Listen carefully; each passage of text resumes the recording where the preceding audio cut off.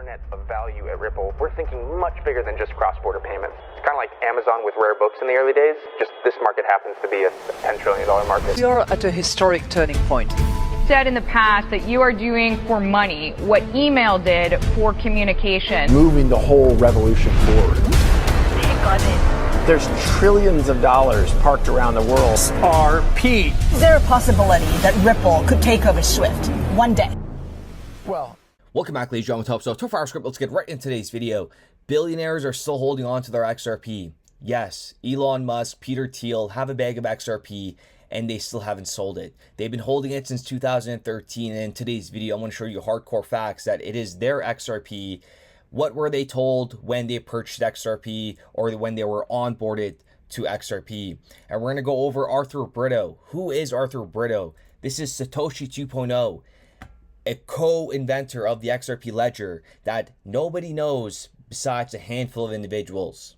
Bob Way, David Schwartz, very small handful of individuals actually know who Arthur Britto is. Welcome back to another episode. I tweeted this out today saying, wow, how is this even possible? What a coincidence. So Arthur Britto, the individual that we're trying to find out who he is, joined GitHub on July 13th of 2011. And what a coincidence that XRP was declared not a security on July 13th, 2023. Ladies and gentlemen, go ahead and smash that like button just for those coincidental moments. I'm not saying this has anything to do with it, but what are the odds that it happened on the same day that he created his GitHub and started posting stuff about the XRP ledger? This article back from 2013, meet the money behind Bitcoin competitor OpenCoin, which is Ripple Labs. Google Ventures invest in Bitcoin competitor OpenCoin. So just read it as Google Ventures invest in Bitcoin competitor XRP. This is back from 2013. Like Bitcoins, Ripples will also be limited in number.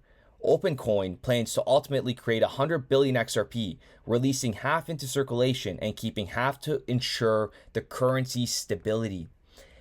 They have a plan for escrow. There's a reason why there's escrow. The top guns love the escrow. You could really have a trusted based system by utilizing Ripple's escrow in the near future.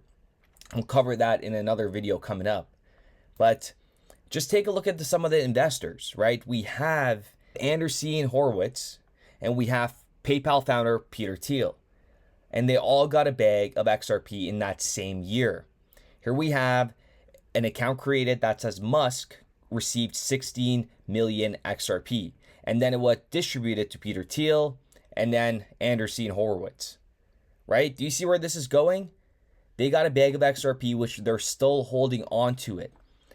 What were they told when this was purchased? I'm sure there was a conversation that took place along the lines of, where do you see this thing going 10, 20 years from now? This is how these individuals like to invest their money. A number was definitely set at the time.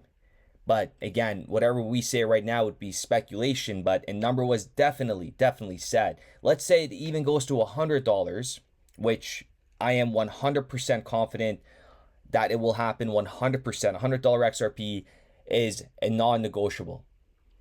If it goes to $100, they each have 5 million XRP. That's $500 million that on return on investment. Or maybe this could have been an incentive. But they still have the XRP, and it's all been diverted into one single address, which is now under Isaac Newton, which is Peter Thiel, which we have covered in a previous video. This Isaac Newton wallet is Peter Thiel's main wallet, and they all have their XRPs in here, which is 17 million. And now moving over to Arthur Britto. You guys remember the interview between Tony Edward and Jack McDonald at Thinking Crypto?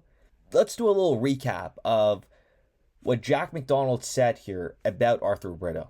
Doesn't do any media. No, I don't think folks even know what he looks like. And as much as you can disclose that, there's a lot of people anxious to hear, well, who's Arthur? What does he look like? Who's this guy? What does he do? Right? If you can tell us a bit about him.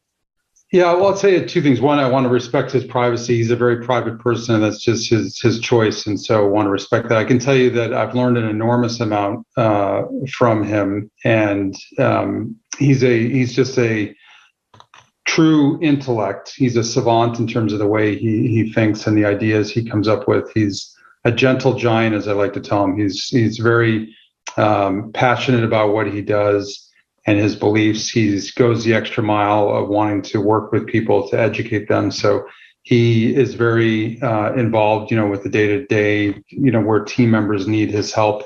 Well, he's not running the business day-to-day. He's definitely involved from a strategic standpoint. And he's become a friend. He's just a terrific person. I did ask him probably maybe 2 or 3 months into working with him. I said, Arthur, I'm going to be the CEO of this company that you founded. I just need to know, are you Satoshi? Because I was kind of seeing all this. I don't think he'd mind my bursting the bubble, but he said, if you think about it, he said, if I was Satoshi, would I have then gone and basically designed and developed the XRP ledger, which is faster, more scalable, more environmentally friendly, cheaper, faster, better in every kind of, as you stack it up. And I said, that's a pretty good point. So I'm going to put that conspiracy theory to rest. I'll never know for sure, but I don't think he's Satoshi. Well, a lot of people are going to be like, wow, okay. But because I see a lot of those tweets and the comments and the questions. Sounds like a very intelligent man and also a private man. When they came together back in 2013, they were carefully studying Bitcoin from an operational perspective.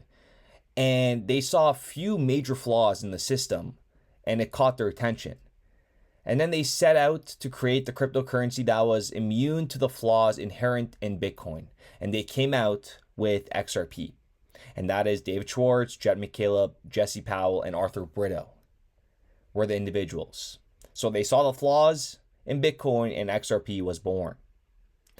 And here we have Arthur Britto's Twitter account with 0 interactions. Nothing on this account is active, and this is the only picture that we have of how Arthur Britto looks like.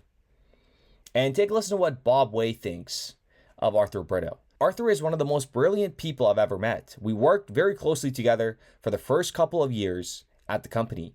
He is also a very private individual, so I like to respect that as well. Working with Arthur and David together is mind-blowing. And he said a quote back in 2013 here in regards to running out of XRP. And listen, this is the brains behind, one of the major brains behind the XRP ledger, and wants to remain private and silent to the public. He was asked, if XRPs are being destroyed with every transaction and there's only ever going to be a fixed supply, then what happens to Ripple when all the XRP have been destroyed? He replies by saying, people lose XRP by thousands, lost passwords or other errors. The loss due to a transaction fee is insignificant. The world needs to not worry about running out of XRP because XRP is divisible to 6 digits, which can be increased to more digits. So in other words, I like to put this into a different perspective of saying XRP must be high.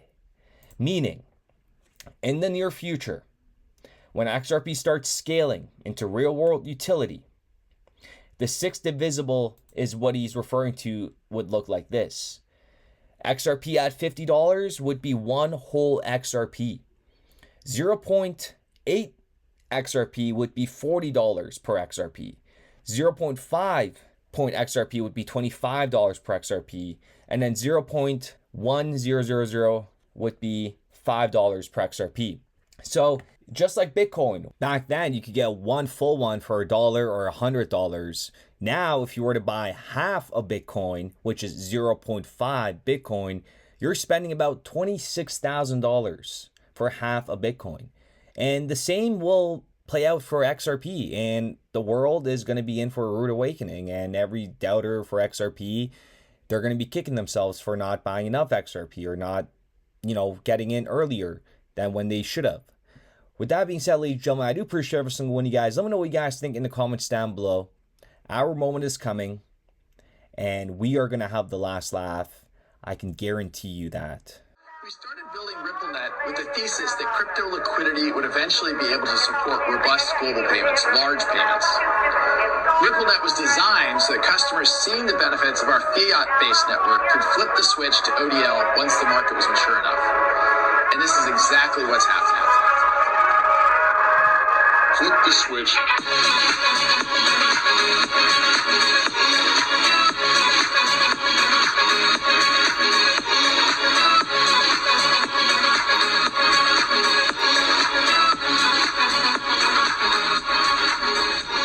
I think what we're building has, it's solving a real problem. And I think all of the tokens, my advice to anybody would be, understand the utility. If there's real utility and there's real value being delivered to a real customer, there will be value in the token.